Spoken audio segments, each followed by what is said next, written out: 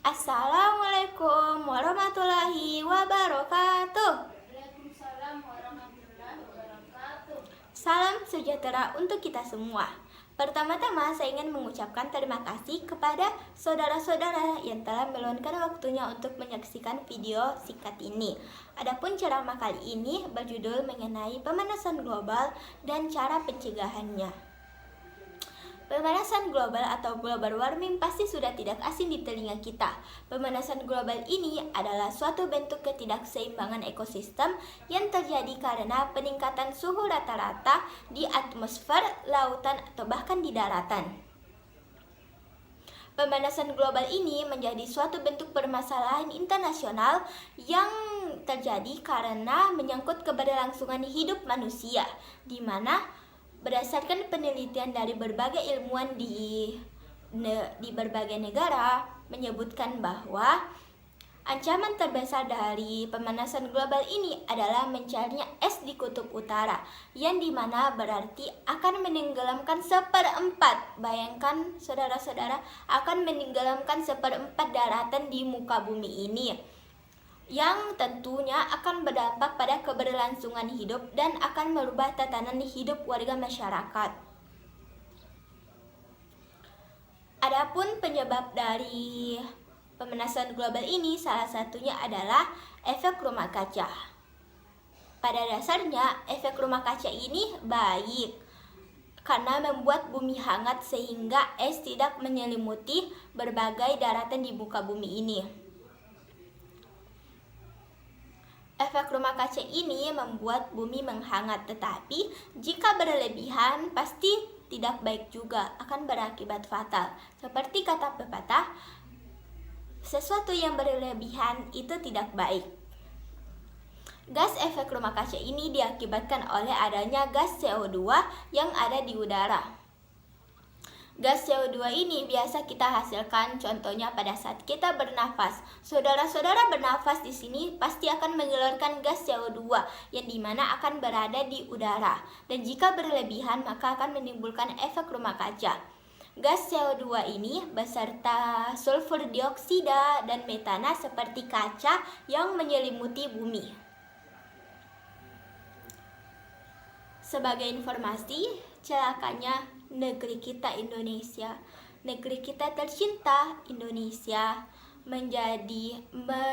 berada di urutan ketiga penyumbang gas CO2 terbesar setelah Amerika Serikat dan Cina.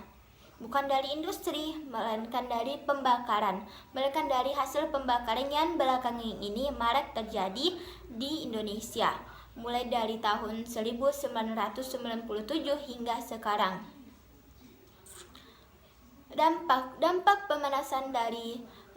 pemanasan global ini mulai kita rasakan. Contohnya, iklim yang mulai tidak stabil. Biasanya di Indonesia musim hujan datang di bulan September sampai dengan Maret, tetapi sekarang musim hujan sudah datang di bulan November, lebih lambat dari sebelumnya. Pemanasan global juga sangat berdampak pada kesehatan, diantaranya perubahan cuaca dan lautan yang dapat mengakibatkan munculnya penyakit-penyakit yang berujung pada kematian, saudara-saudara.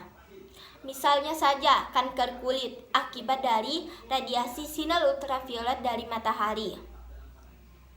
Tidak lain juga kenaikan suhu ini berakibat pada terjadinya gagal panen yang dialami oleh para petani. Betul tidak? Kenaikan suhu ini mengakibatkan gagal panen sehingga akan memunculkan suatu permasalahan sosial lagi seperti kelaparan. Perubahan cuaca yang ekstrim dan peningkatan air laut akibat mencairnya es di kutub utara dapat menyebabkan juga bencana-bencana alam seperti banjir, tanah longsor, kebakaran, gempa bumi, dan lain-lain yang telah banyak disampaikan melalui media sosial, media cetak, atau bahkan media di televisi. Bila kita saudara-saudara sudah mengetahui dampak-dampak dari adanya pemanasan global ini, apakah kita akan terus berdiam diri melihat bumi yang semakin memanas dari tahun ke tahun, atau kita akan melakukan sebuah perubahan yang akan mengurangi atau mencegah pemanasan global ini semakin parah. Tentunya saya yakin saudara-saudara akan melakukan sebuah cara untuk mencegah dan mengurangi pemanasan global ini. Dalam video ini saya ingin mengajak teman-teman untuk melakukan sebuah aktivitas yang biasa dianggap remeh, tetapi ini dapat mengurangi bahkan mencegah pemanasan global. Di antaranya, 1. Berhemat energi. Mematikan lampu di saat tidak digunakan adalah sebuah perilaku yang sepele, tetapi ini juga dapat mengurangi pemanasan global yang terjadi sekarang. Mematikan televisi jika tidak digunakan juga itu dapat dilakukan. Selanjutnya ada menggunakan kendaraan bermotor seperlunya saja.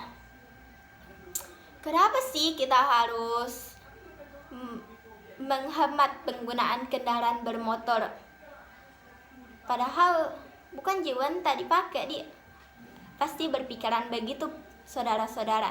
Tetapi bukan begitu konsepnya. Saya ingin menjelaskan bahwa kendaraan bermotor ini memiliki knalpot yang akan mengeluarkan gas CO2 lagi, yang dimana gas CO2 ini akan bertumpuk di udara, yang jelas akan